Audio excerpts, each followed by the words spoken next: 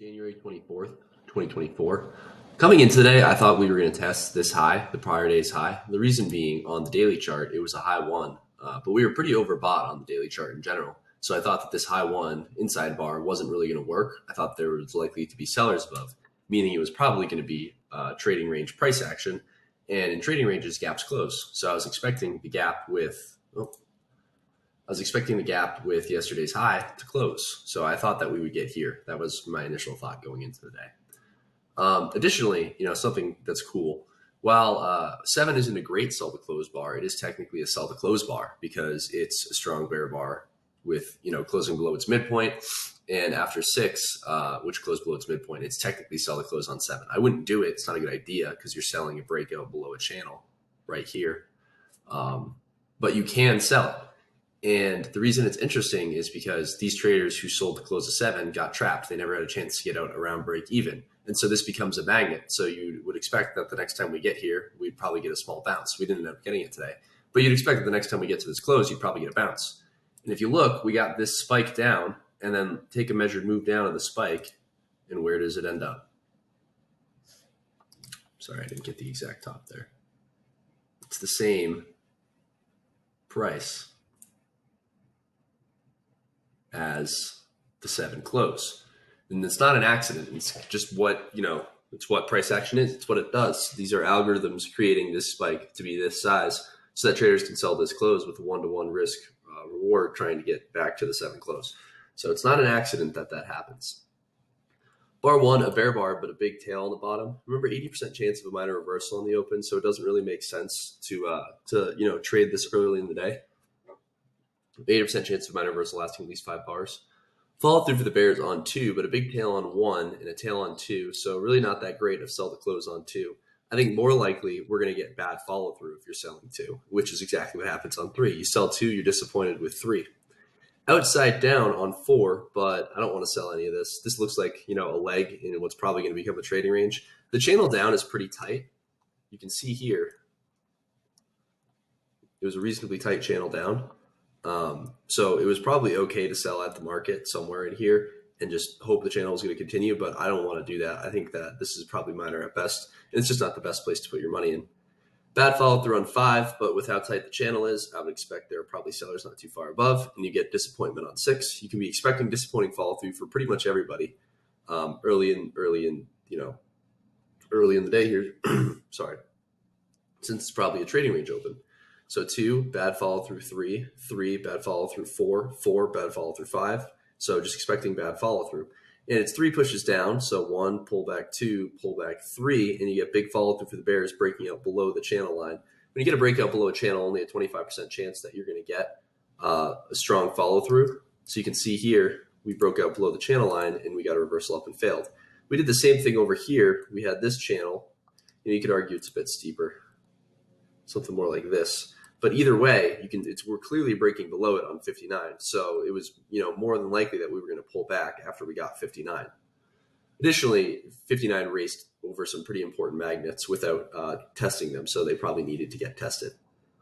8, a reversal bar, bull bar, but not quite closing on its high. It's a failed breakup below a wedge, so it's probably an okay swing buy above 8. And you get some follow through for the bulls on 9, but a tail on the top and a tail on the bottom. So you have to be questioning how far this is going to go. More follow through for the bulls on 10, but big tail on top of 10. You have tails all over 9. So none of this is really all that great for stop order traders. 11 trades below 10 and finds buyers. So we get a doji bar on 11. Means the buy the close rally is probably coming to an end pretty soon. Follow through for the bulls on 12, but really not, ideal.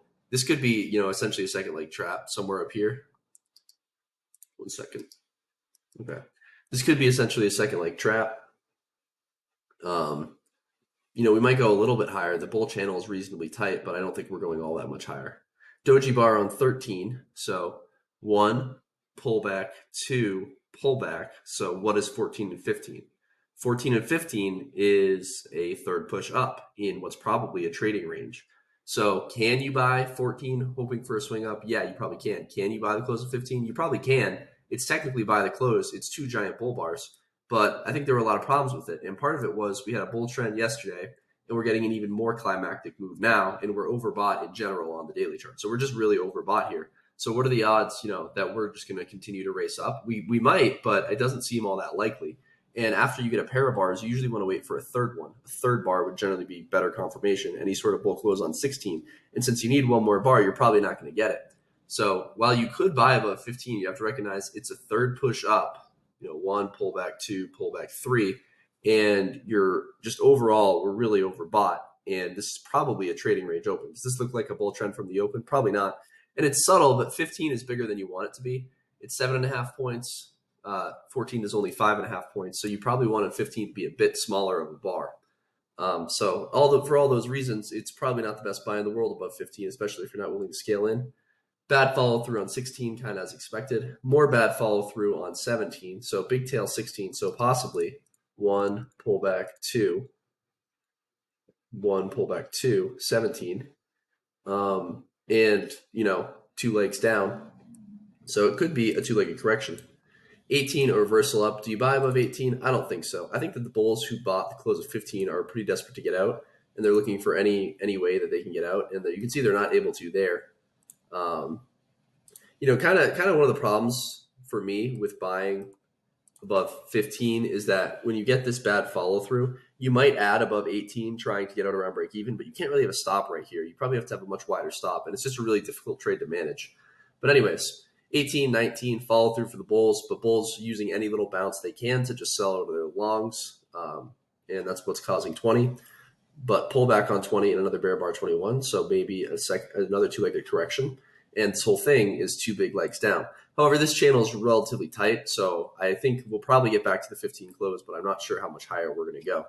22, an outside up bull bar. It's a decently big bar. You can probably take the buy, but you want good follow through, and you just don't get it on 23. So if you bought above 23, too, you can see traders who bought the close of 19 were disappointed in this, and they're selling, and that's not what you wanted.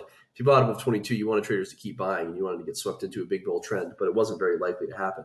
So when you get bad follow through on 23, a lot of traders just start exiting, and that causes 24. If you sell below 24, nope. It's a third push, one, pullback, two, pullback, three. And we haven't been below the moving average yet today. I don't think this is one of those days, this looks like a trading range day to me, and I thought we were overall overbought. So I wasn't really looking for like a gap bar trade and market trade below the moving average, and then I could take a buy. I was more just looking for us to break the moving average, and if we broke through strongly, looking for something to sell. 25, follow through for the bears, but not that good. Probably need another strong bar to get a breakout. Bears want to break out below and a measured move down to a new low on the day. And bulls obviously want one of these to work and get a measured move up of the range. 27, a bear bar closing near its low, but you're just selling in the middle of a tight trading range, even low in a tight trading range and too close to the moving average, not taking that. Reversal up 28, but now you're buying in the middle of a tight trading range. It's really not all that good. Follow through 29, but not great. Disappointment 30. Outside bar 31. Again, if you bought above 28, are you thrilled with this? Not really. You were hoping for more explosive breakout, and you're just not getting it. And so traders are going to start to wonder if this is in fact going to be a bull trend because of how, just look at how big these bars are. This doesn't usually happen on bull trend days. And we don't really have open gaps. We have an open gap with yesterday's high, but bulls failed to keep the gap with the one high open. So bulls are failing to keep gaps open, and you're just not getting good follow through. So less likely that traders are going to hold. Traders are more likely to scalp out, and that's what's happening on 33. Big bar on 33, but not quite big enough. They were hoping it was going to close stronger and get follow through and break below the neckline. 34 inside bar. Aggressive bears who shorted anywhere in here are disappointed in 35, and they'll be exiting above 35. We still haven't tested 15 close. You can probably buy above 35, but not really sure how much is left to the upside. Follow through 36, 37. Big tail 36 and follow through on 37. But again, this is really not all that great. It just looks like a broad channel. And I don't really want to buy this high because to me, you're buying high in a channel and I don't want to do that. Disappointing follow through 38, which is relatively expected as we touched the 15 close and found sellers. Pullback 39 and bull bar 40, 41. But if you're still long here, you're really playing with fire. That, Al mentioned, in an old recording I was watching recently, you're kind of like playing musical chairs. If you're long in a situation like this, the music's going to stop pretty soon. And you might end up getting caught in something you don't want to be caught in. And that's exactly what happened on 43. I think, 41 closed at a new extreme, so your stop can be below 39, but you can see we ran those stops pretty much immediately on 43. And 43, a strong enough bar that's probably always in short. You can probably sell the close of 43 just for a second leg and see where it goes from there. But I think that, maybe better to wait for follow through. Disappointment on 44, a doji bar, but a bear close. So the bull's not able to get a bull close. And traders sold the close of it since it was the second follow through bar, so confirmation, and that causes 45. Big bear bar 45. Do you sell the close of 45? Yep, I think it's sell the close bar. We're at sell the close now. This is really, really big, and it's the middle of the day. 42, midday reversal, 43. Technically, 42 was the signal bar, so midday reversal and a failed breakout of the 18-bar range. I thought we might get down to here. I was pretty convinced we were going to the 7 close because of the measured move, and I thought we could also get, maybe down here. A little less likely, but I thought trading range, so possible that gap is going to close. Follow through for the bears on 46, but big tail and an inside bar on 47. I wouldn't buy above 47. Some traders might exit shorts, but it's probably still okay to stay short. And you can see traders were interested in selling around a 50% pullback during 48. So there was an exact 50%. I measured it real time. So maybe if you just use the bodies, 48 high is exactly a 50% pullback. So traders, when you see 48 and then you get 49, it tells you that traders are interested in selling, but they were more interested in selling the pullback of the bar or of the spike than they were at selling the low of the spike during like 45. You can see 45 got bad follow through, 46, but then when we got the pullback, traders wanted to sell at the market. So it's probably not as strong as it could be, but it's still decently strong. Big bear bar 50, but what do you think is going to happen? Traders sold the pullback the last time we got to a new extreme. So what do you think is going to happen? 50. Traders are probably going to be more interested in selling the pullback, which they did during 51. This is a really tight channel, though. You have to notice that. Bears currently have an extremely tight channel, so we could go get quite a few legs down here. Disappointment 51, 52, and a reversal up 53. I think bears exit above 53. We're still probably going here, and we might go here, but we could just easily bounce somewhere up into here, and you really just would rather not be in the trade. So disappointment for the bulls on 54, not surprising. Triggers the low 2 below 54 on 55 and pulls back. 56, I think 56, you could argue it's a low 2 short. I think it's a credible sell for a swing. We're probably getting to at least here, and that's about a 5-point scalp from selling below 56. A little bit less, so they need 1 or 2 more ticks. But the point is definitely an okay swing short below 56, 40% chance that you get maybe, measure move down, something like this. And your risk reward's good enough for that. So that was bad, but yeah, you get the point.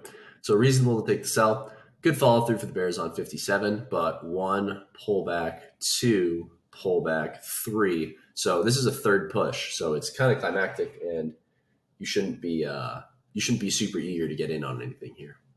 I think it's okay to be short for sure, but I wouldn't be, aggressively shorting down here because you're now selling towards the bottom of the channel again. Doji on 58, and then a big bear surprise 59. When I saw 59, I was pretty convinced we were going to get here, but I wasn't sure what path we were going to take to get there. I thought we could easily pull back first. 60 was kind of an interesting bar. I did something I don't usually do. 60 in the first 60 seconds of the bar became a big bull bar. So in the first 60 seconds, it was right up here. And my thought was, well, this bar is already 5 points. So is this going to become a 25-point bar? Is this bar going to be somewhere up here? Is this really where it's going to close? No, it's not going to keep growing. I didn't really even think we were going to get above 59. I thought that was pretty unlikely.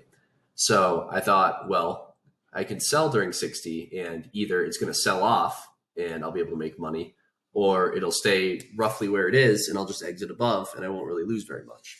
So I don't know if it was like the world's best trade. It was more of an experimental thing. I took a pretty small size, but I just sold during 60 somewhere up here.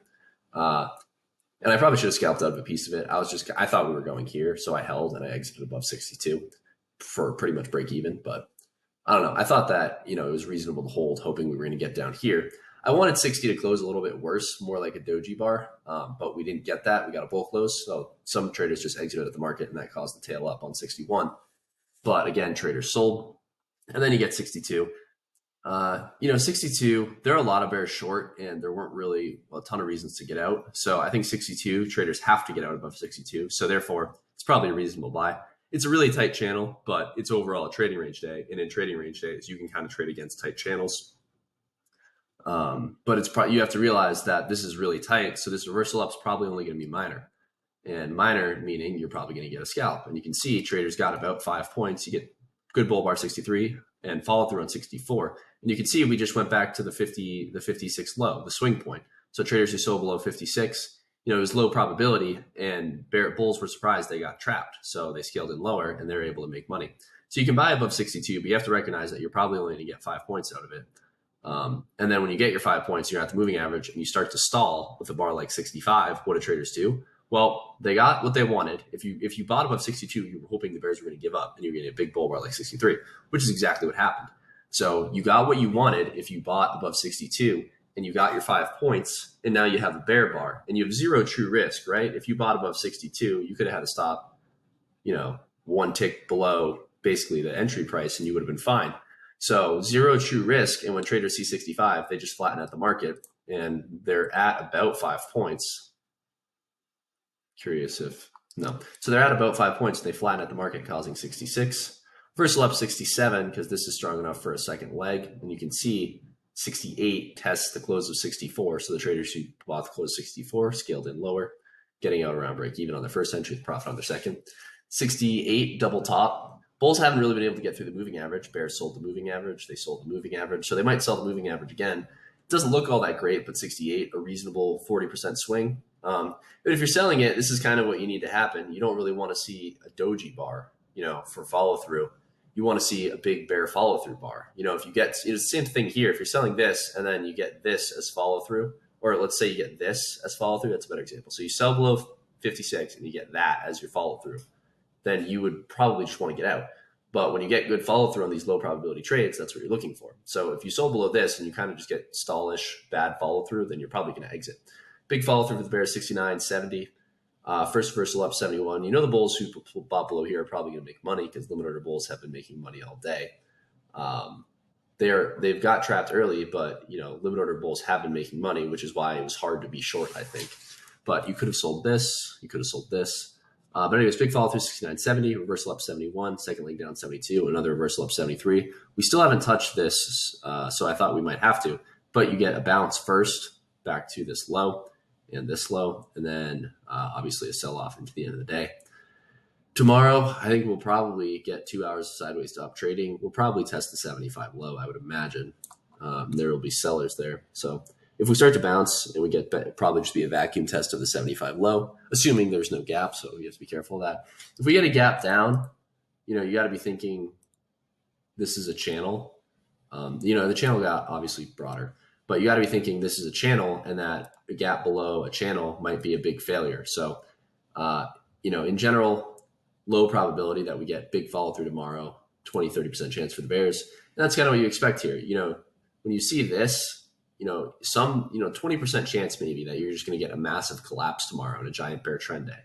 More likely you're going to go more sideways tomorrow. For stop orders, you could probably take 8, but kind of hard to do.